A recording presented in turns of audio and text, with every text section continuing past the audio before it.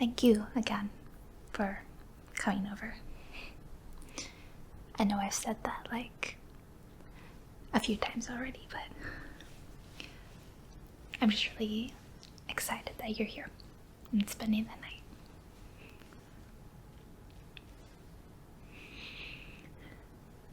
So, sorry, do you know what you want to do?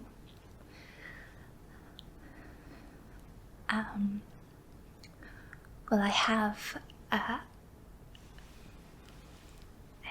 a lot of games. This side is the more casual games. What kind of games do you like to play?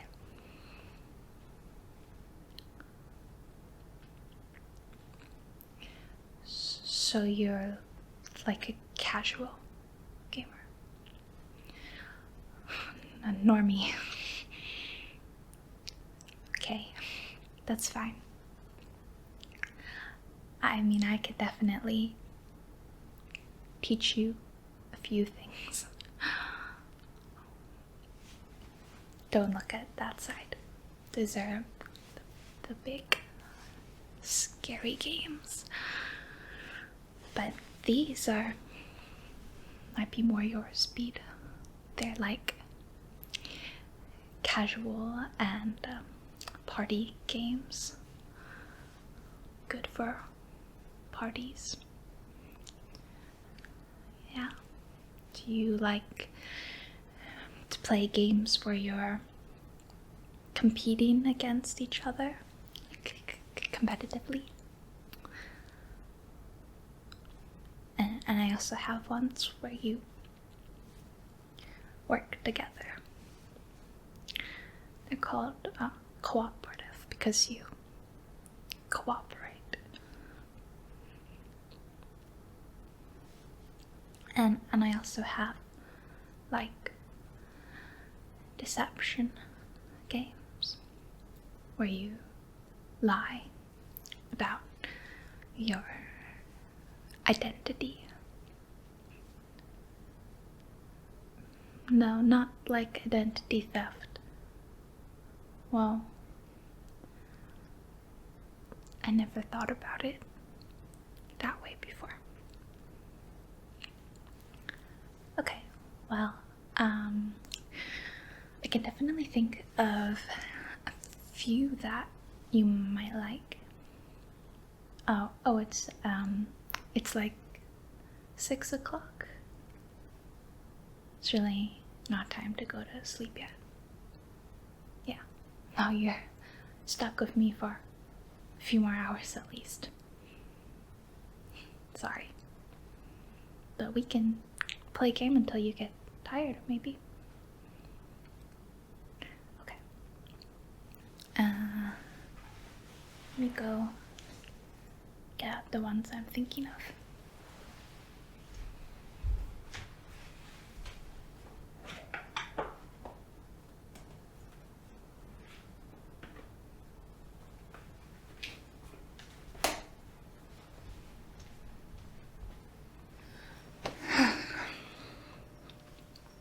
Okay, I got it.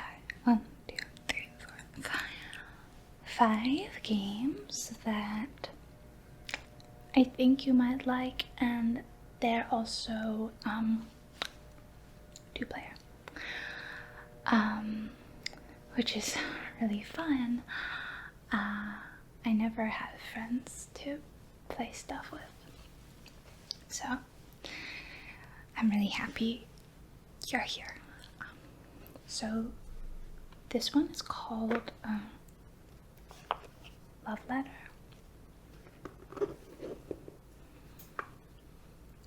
When the heart of the princess, all the eligible men seek to woo the princess of Tempest. That's the kingdom, I guess.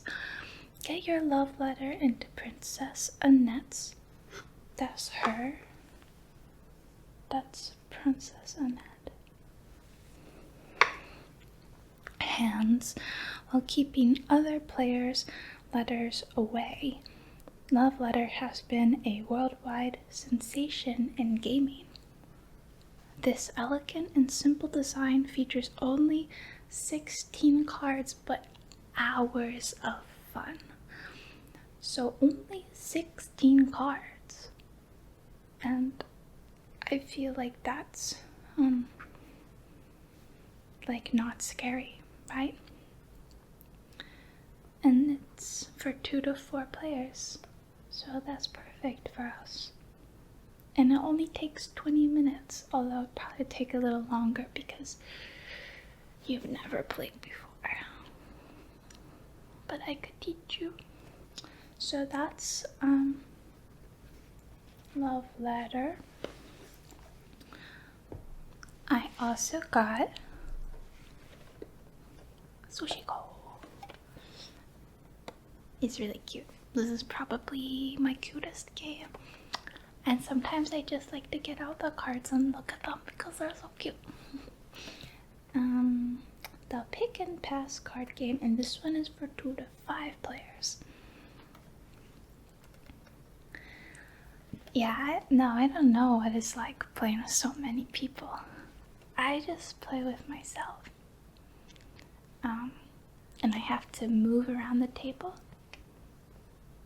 and pretend that I'm a different person and that, like, I don't know what I'm thinking even though it's me. It's kind of hard. You have to actually be really smart, I feel like, to do that. So, yeah. Pass the sushi. In this fast-playing card game, the goal is to grab the best combination of sushi dishes as they whiz by. Score points for making the most maki rolls, or for collecting a full set of sashimi. Dip your favorite nigiri and wasabi to triple its value. But be sure to leave room for dessert, or else you'll eat into your score. Nom, nom, nom, nom. Gather the most points and consider yourself the sushi master. So this one has 108 cards. That one only had 16. It says that it takes 15 minutes. Again, I feel like it would take longer, but that's okay. Do you like sushi? Well, that doesn't really matter, actually. You're not gonna eat the cards, so yeah. Sushi go. Oh, sorry. Sushi go. Yeah. Do you see their faces? That one's a dumpling and he's really cute. Makes me a little hungry though, to be honest. And then I had this game, Coup. I thought it was pronounced Coop until someone at the board game store corrected me. Yeah. And he wasn't very nice. So I didn't make that mistake again.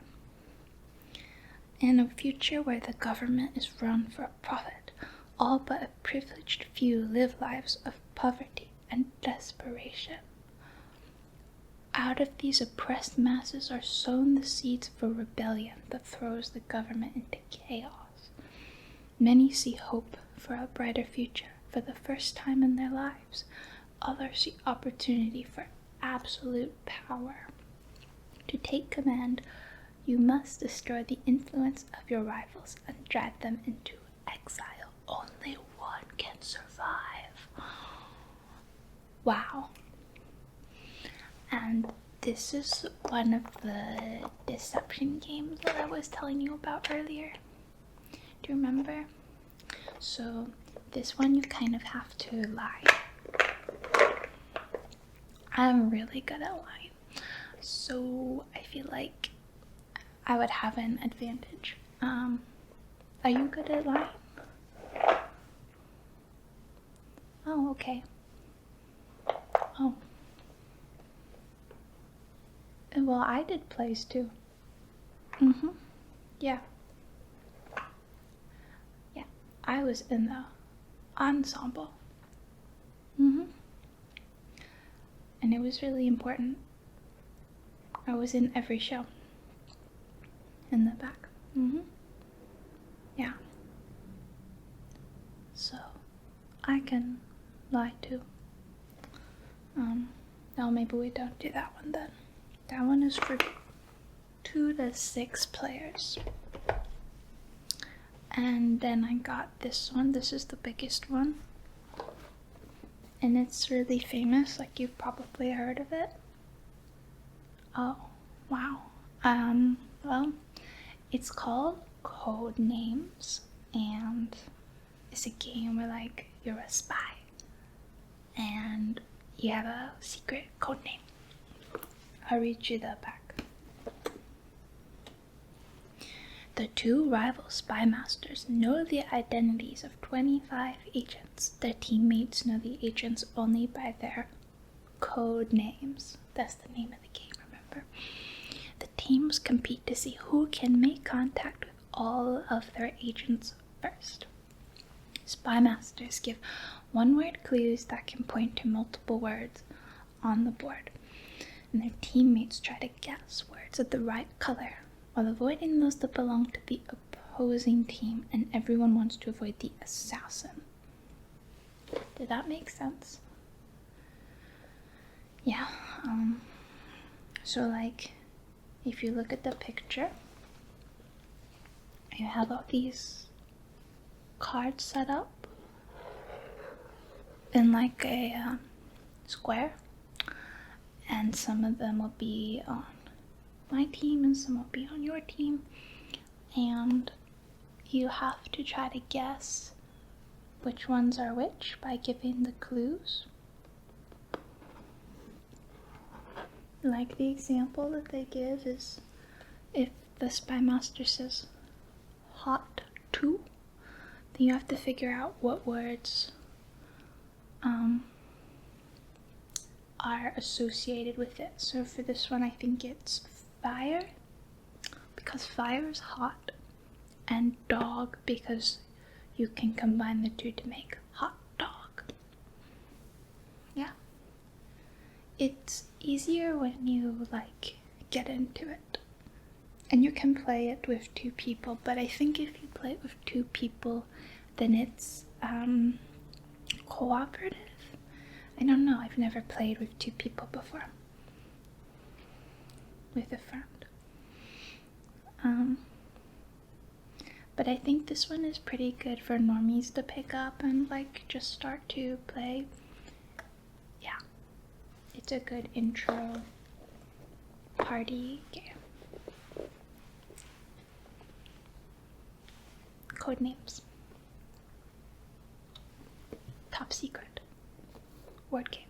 You have to be really good at language and like know what the other person is thinking. Like look into their brain and try to figure out what they're talking about. Yeah. And then the last game I got, just because I know you're more of a casual gamer, is it's really heavy. Giant Uno. Oh, you know this one. Yeah, I thought so. It's Uno, and I really know what to say about it since you already know how to play, except it's giant, so like basically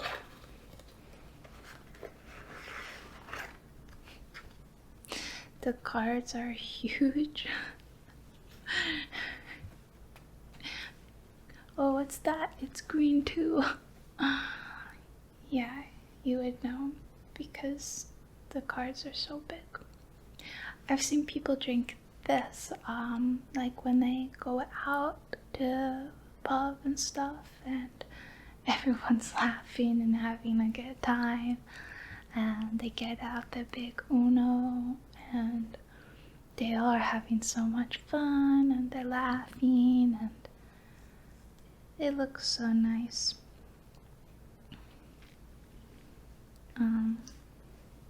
So I got it too, because I thought maybe that would happen. But no one's offered to play it with me yet.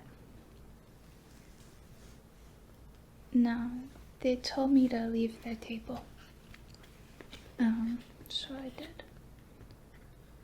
So, haven't actually used this deck yet.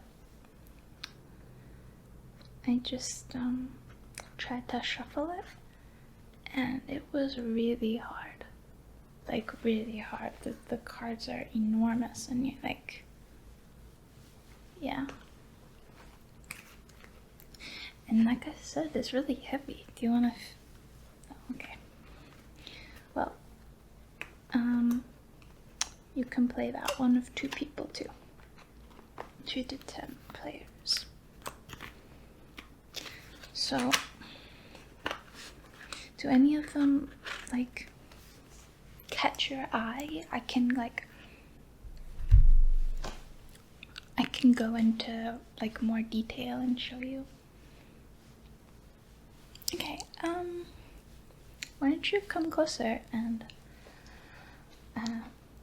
I'll like show you how to play some of them, and we could do like a test round or something. Okay, I got out the love letter first. We can see, oh, here's the instruction booklet, I think. Oh, I've got hair stuck. Okay.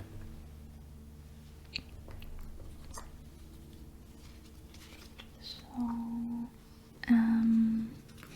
basically the way it works is there's like 16 different cards, and they're the princess, Annette, she's so pretty, and the Countess Wilhelmina, she's also so pretty, King Arnaud Ivy, yeah, and his son, I guess, Prince Arnaud. He looks like Gilderoy Lockhart from Harry Potter. Like, I don't know if you can see. And handmaid Susanna, and Baron Talos, priest Thomas, guard Odette, which is cute. And each one has the rank from 1 to 8, and they do different things. So you get like a couple of cards, and depending on like what you get, they do different things. So like if you put out the handmaid, it's like an ignore card. You ignored the other effects. The king lets you trade your hand with another person, but if it's just you and me, then we just trade hands. And the guard, what it lets you do is if you play the guard, then you get to guess what you think the other person has. And if you were right, then they're out, but you can't guess the guard. So I could put down and be like, I think you have the handmaid. And if you do, then you'd be out. But if you already had the handmaid in front of you, it wouldn't work, because you'd be protected. The Baron is like, we secretly trade hands. Like, I look at your cards, and you look at mine, and we compare this number at the top, and the person with the smaller number, like 1, is out. Because you only have the 2 cards. Like, if I had this Princess 1, obviously you're gonna win, because nothing's higher than that. If you have the princess itself, you have to hold on to it, because if this card like leaves your hand, you lose, pretty much. And the priest just lets you look at the other person's hand, and the prince makes you discard and get a new card. Oh, the other one I missed was the countess, which is if you have this one and the prince in your hand at once, you have to get rid of the countess. So there's different numbers of each one, and the star tells you how many. So there's 1 star on the countess, so there's 1 card. The prince, there's 2. There's a bunch of guard cards. There's like 5, and there's only 1 princess card. Yeah, so you always have 2, and then you pick 1 to play, and you do that, and then at the end, like, you get a new card. And the goal is to keep getting these cubes. It's like a quick round-based game. When one person is out of cards, then the person left in the round gets a cube, and it's like the first person to get so many cubes wins the game. What do you think of Love Letter?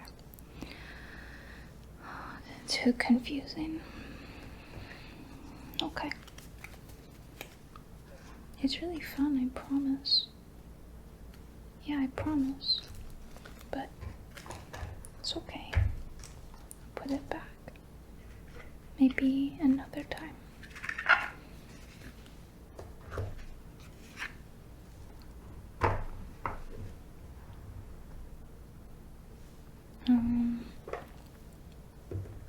What else did okay, next, wait, next I showed you Sushi Go. We don't have to go in the same order that I showed you, but I guess I got Ku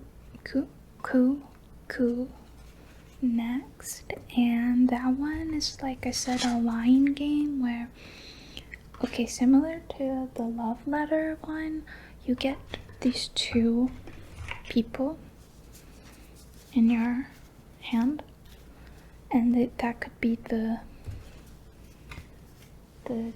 duke, the assassin, the ambassador, the captain, or the contessa. And you get 2. They look like this. The duke, the contessa, the captain, he looks scary, the assassin, the ambassador. I think that's it.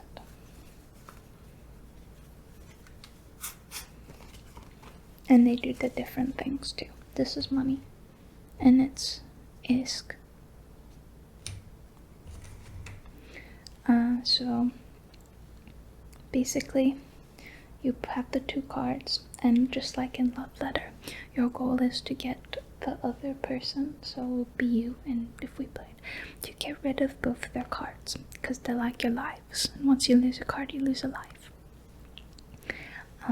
You get money, and if you get 7 money, then you can do the coup. It says there, pay 7 coins, and you lose a card. And you get to pick which card you lose. But there's other ways of getting people to get rid of their cards. Like, if you're an assassin, if you have the assassin card in your hand, you can pay just 3 coins, 3 of these, and assassinate someone. However, if you do this, there's a chance that the other person might have the contessa, which blocks the assassination. Okay? The Duke one lets you take 3 coins. So if you had like that one and that one, then you could take 3 and pay 3 to like assassinate, right? But then if they have the contessa, they could block it. If you had the captain, he can steal 2 coins from you, which is really dangerous. But the ambassador can stop you from stealing, and so can another captain. and the ambassador also can let you look through the deck and get new cards. But here's where the line comes into place. I will hold my cards like this so you can't see them, and I could lie, pretty much. I could say, I have the Duke, and I'm gonna take three coins as the Duke. But there's only, if you look through, there's only 3 of each. So there's the 3 Dukes right there. And what if you actually had 2 Dukes in your hand? And what if you knew that there was a Duke that had been discarded? So you know for sure I don't have the Duke. Then I'm lying, obviously. And you can challenge me on that and say, I think you're lying. And then what happens is, if you challenge it, I have to prove I have the Duke. And if I am proven right, you lose a life, you lose a card. If you challenge me and I'm proven wrong that I was lying, I lose it. So challenging can be very tricky. And some people lie a lot and some people never lie. And I'm a pretty good liar. So, yeah, I know. So that's how the game works. It's lying and trying to figure out if someone's lying or not. And then this little sheet tells you what the people do. There's a couple of other rules, but do you think you wanna not in the mood to lie?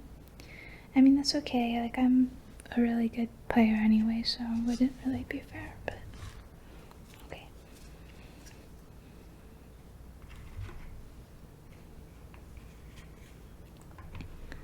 And then the sushi game.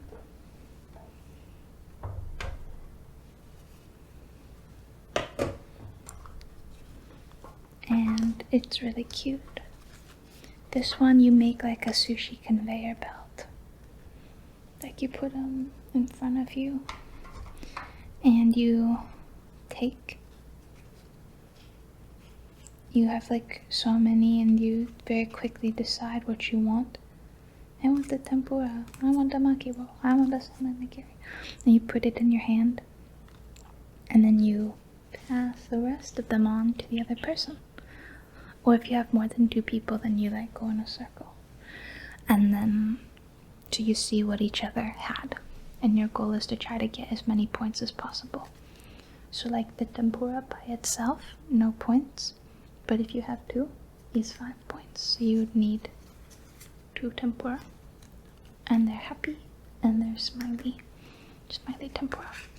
The maki rolls, this tells you how many maki rolls there are. That's 2, that's 1, 2, 2, 2, 2, 1, 2, 3. At the end of the round, you count up who had the most maki rolls. If it's you, you get 6 points. If you came in second, and there's only 2 of us, so then you get 3 points. Maki rolls. The salmon nigiri is just, there's 3 different kinds of nigiri. There's salmon nigiri, egg nigiri, and I don't see it. I'll keep going through. Egg, salmon, and squid. And they're worth 1, 2, and 3 points. The squid one is worth the most. So if you take the nigiri, then you can take the wasabi. It makes, well, you want to get that first. Yeah. Okay, you get the wasabi first, and it triples the nigiri. So if you take wasabi, and then you take the squid nigiri, boom, that just went from 3 points to 3,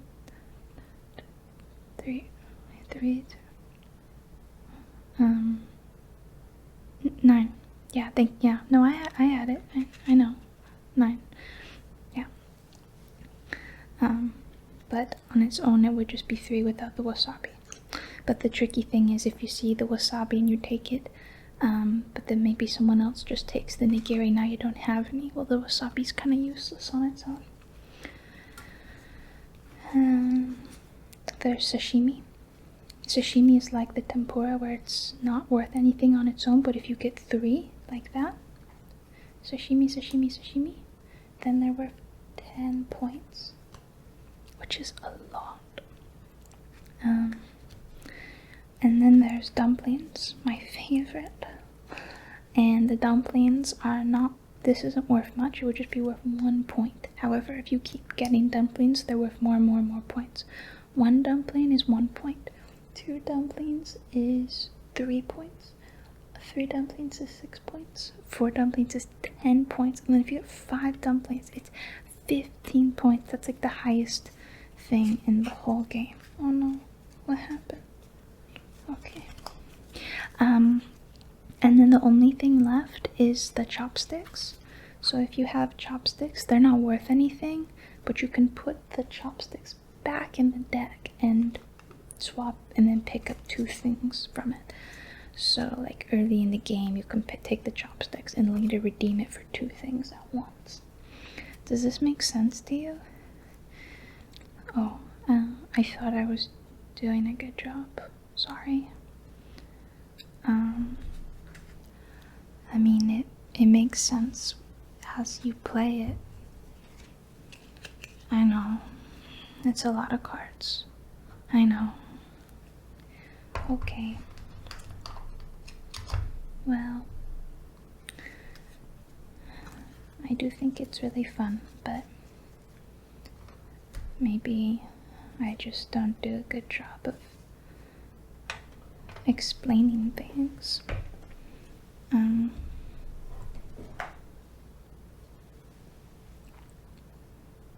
The code names is, I kind of already explained that to you, but I can just kind of show you the cards. Oh, there's also this timer. I love these things. You can hear the sand in it. Yeah, it's cool. Oh no, it's kind of got sand stuck in the side. It's not very good. I'll time myself to explain this. Here are the cards.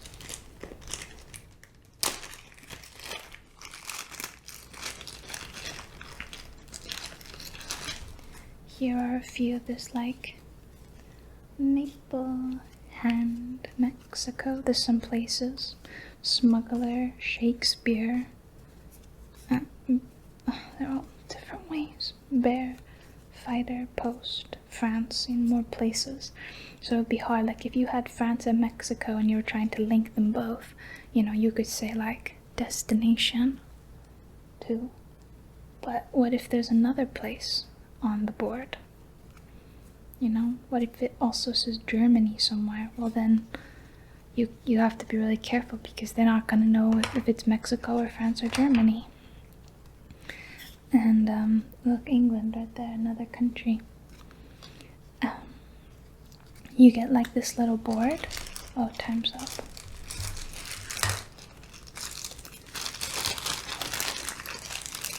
And this is your key to reading the board. So you would decide a way to hold it, and then you would look at all the cards, and they would tell you like the blue ones are yours, and the red ones are the other team, and this is the assassin one, and this is the one you don't want them to say, or it's game over.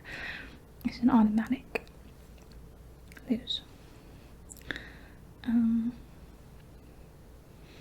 And oh, these are civilian cards, so they don't belong to either team, but if you say them, then the round ends and the other person then goes. So I think the way 2-player goes is we're on the same team and we take turn. I don't remember. I read the rules for it, but I never got to try it. So I don't totally remember. Do you want to try? So many. Ooh. Are you good at language games, word games? Oh, you know what you want to play? Not code names, okay. Okay, I'll put it back. Ran out of time anyway. I've also seen people playing this one at the board game store, and they just look like they're having the best time with friends. And yeah, one day that will be us, maybe, or me. So what did you decide you want to play? So all of those, no? You want to play giant Uno? Okay, that's alright. Yeah, we'll play it. Oh, you getting tired? Okay, well then we'll just play Uno for a bit and go to bed, I guess. It's not even 7 o'clock, but if you're tired, I guess. Was it me? Did I put you to sleep? Yeah, that happens sometimes. My coworkers tell me that I'm so boring. I try to be more fun. I got a fun dress.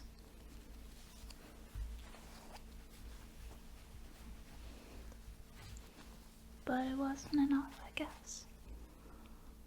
Okay, well, we can play Uno till you fall asleep. It's giant though, so gotta hold all the cards in your hand. Do you want me to make a snack or something? Okay, well, thank you for looking at my other games. Really? You gonna come back and play one of them with me?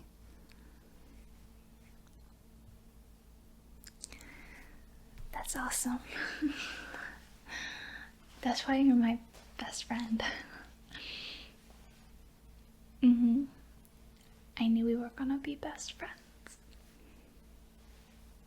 Yeah, don't worry.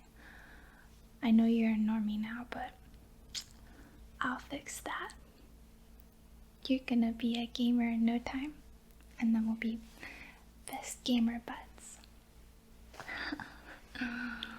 Yeah.